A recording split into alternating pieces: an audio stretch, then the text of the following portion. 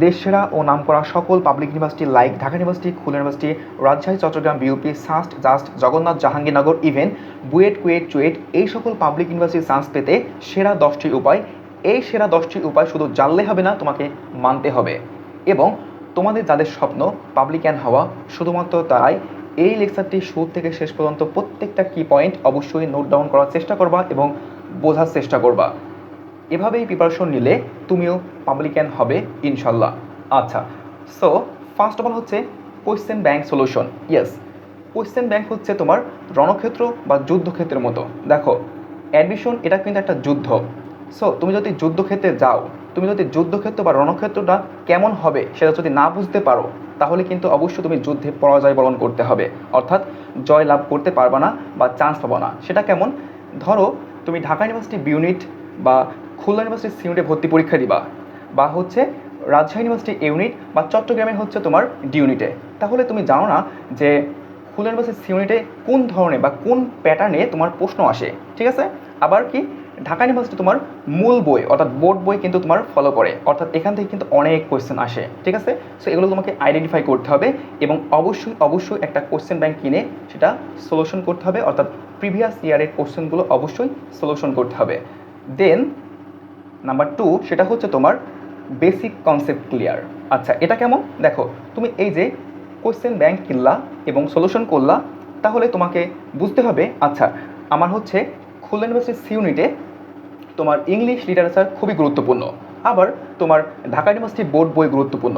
তাহলে এই যে তোমার যে বাংলার যে কিছু টপিক রয়েছে, যেমন সমাস, ঠিক আছে, তারপর কি কারক বিভক্তি, এই যে টপিকগুলো, যেমন সমাস থেকে তোমার কর্মধারয় সমাস বা বহুব্রীহি সমাস বা তৎপুরুষ সমাস বা ইংলিশে কোনো একটা আইটেম হোক, সে হচ্ছে antonym, synonym, group verb, translation বা তোমার সাবজেক্ট ভার্ব এগ্রিমেন্ট। ঠিক আছে? এই যে টপিকগুলোর বেসিক যে কনসেপ্ট ক্লিয়ার, ঠিক আছে, অবশ্যই থাকতে হবে। আচ্ছা, দেন হচ্ছে হোল্ড স্ট্রং ড্রিম। সেটা কেমন? অর্থাৎ অবশ্যই একটা শক্তিশালী স্বপ্নকে ধারণ করতে হবে যে আমাকে পাবলিকান হতে হবে।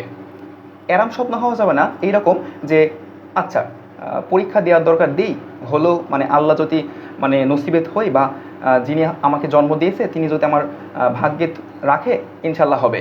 এই যে হ্যাঁ, আল্লাহর ওপর অবশ্যই নির্ভর করতে হবে, বাট কখন? সেটা নিজের বেস্টটা দিয়ে ট্রাই করার পর। ঠিক আছে? আচ্ছা, অ্যান্ড স্টে কানেক্টেড, অর্থাৎ লেগে থাকতে হবে। শুধু স্বপ্ন দেখলাম, ঠিক আছে, স্বপ্ন দেখলাম আর ঘুমালাম আর খালাম, মানে কাজের মধ্যে দুই, খায় আর শুই, এটা করলে ভাই হবে না। ঠিক আছে? কারণ তোমার হচ্ছে চান্স পেতে হবে। ঠিক আছে? এইরকম একটা দৃঢ় প্রত্যয় থাকতে হবে এবং লেগে থাকতে হবে, অর্থাৎ পরিশ্রম করতে হবে। আচ্ছা, দেন হচ্ছে 4 নম্বর, সেটা হচ্ছে আইডেন্টিফাই ইওর ল্যাকিং, অর্থাৎ তোমার যে ল্যাকিংগুলো, ঠিক আছে, তোমার যে ব্যর্থতা বা তোমার কোথায় প্রবলেম রয়েছে বা তোমার কোথায় ঘাটতি রয়েছে, সেগুলো আইডেন্টিফাই করো, সেগুলো শনাক্ত করো এবং try to remove your lacking. ঠিক আছে? সেগুলোকে কীভাবে রিমুভ করা যায়, কীভাবে ক্যান্সেল করা যায়, কীভাবে আমরা ওই সকল ল্যাকিংগুলো কীভাবে ওভারকাম করব, সেটা করো। আচ্ছা, দেন হচ্ছে time management is very very important. বর্তমান সময়ে এই টাইম ম্যানেজমেন্ট অনেক গুরুত্বপূর্ণ। আমরা যদি একবারে ফেসবুকে রিলসে ঢুকি, হ্যাঁ, মিনিমাম তোমার 3 থেকে 4 ঘন্টা সময় চলে যায়। বাট এই যে টাইম ওয়েস্ট, তোমরা জানো যে time and tide wait for none. So time management শিখতে হবে। প্রত্যেক দিন হচ্ছে তোমার একটা রেগুলার রুটিন থাকবে যে আমি এই সময় এইটা করব, এই সময় ওইটা করব। ঠিক আছে? So time management is very very important. আচ্ছা, দেন হচ্ছে try to avoid social media platform. ওরে বাবা, এটা তো মোস্ট ইম্পর্ট্যান্ট।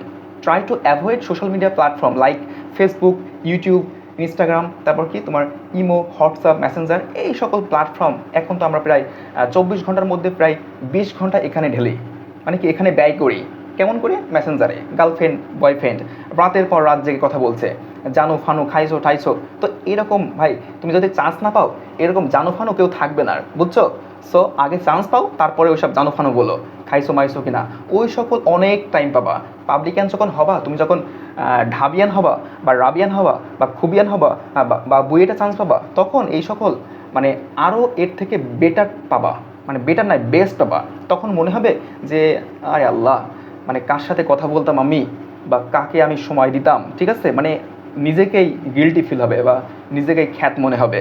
আচ্ছা, তো যাই হোক, পবিত্র ভালোবাসা, ঠিক আছে, বাট বিয়ের পরে পবিত্র ভালোবাসা এসব বাদ দাও। আচ্ছা, নেক্সট হচ্ছে 7 নাম্বার হচ্ছে try to give up your bad company.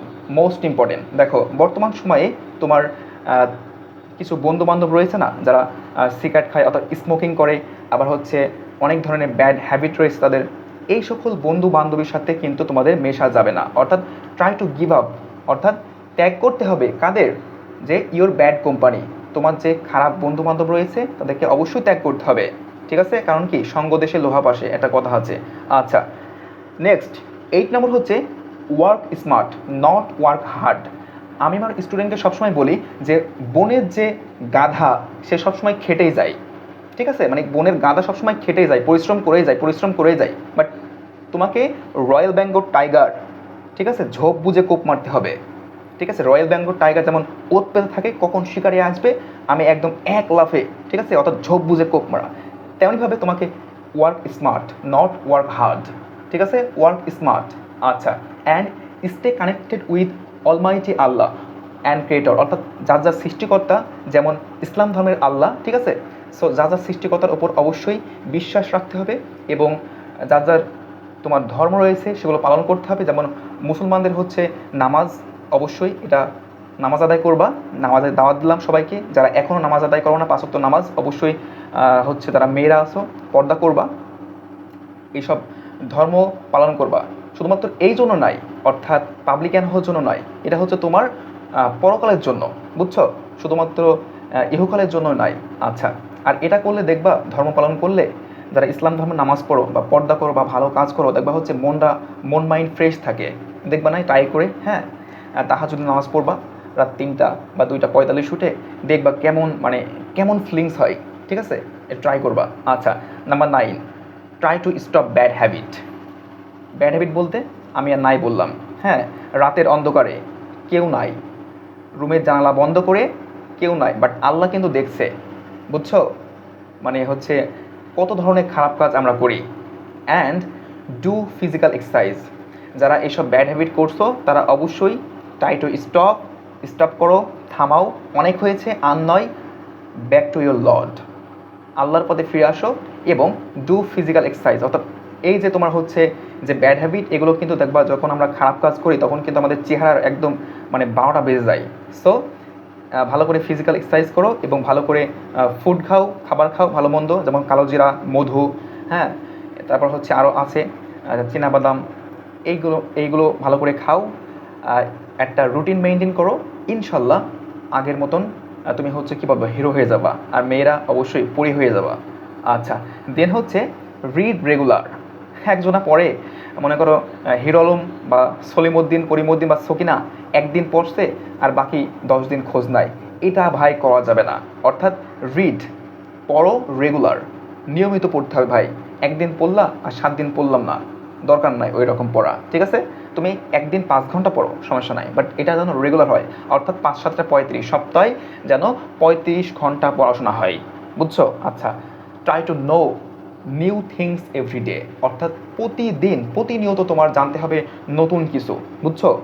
এই যে 10টা রুলস, অর্থাৎ 10টা উপায়, এইগুলো যদি ফলো করো, ইনশাল্লাহ তুমি পাবলিকান হবে, শুধুমাত্র পাবলিকান নয়, তুমি সফল হবে। সো সবার জন্য বেস্ট অফ লাক, সবাই পাবলিকান হও, সবাই নিজ নিজ ক্যাম্পাস অর্থাৎ পাবলিকান, যেমন কেউ ঢাবিয়ান হবে, কেউ রাবিয়ান হবে, কেউ বুয়েটে চান্স হবে, কেউ মেডিকেলে, কেউ খুবিয়ান হবে, কেউ রাবিয়ান হবে। সো সবার জন্য আমি দোয়া করি, হ্যাঁ, সবাই যেন তার স্বপ্ন পূরণ করতে পারে।